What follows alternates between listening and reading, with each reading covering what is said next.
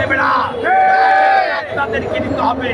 এই আশাবাদে ব্যক্ত করে আগামী যে কোনো আন্দোলন সংগ্রামে আপনাদের পাশে থাকবো, আপনাদের পাশে পাবো, এই আশাবাদে ব্যক্ত করে বিদায় দিলাম।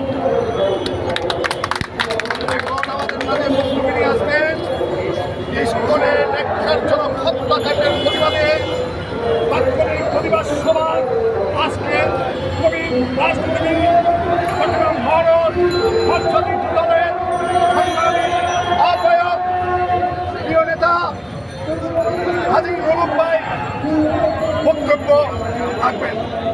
বিসমিল্লাহির রহমানির রহিম। আজকে ভাইরা এই বাংলাদেশ প্রতিনিধি দলের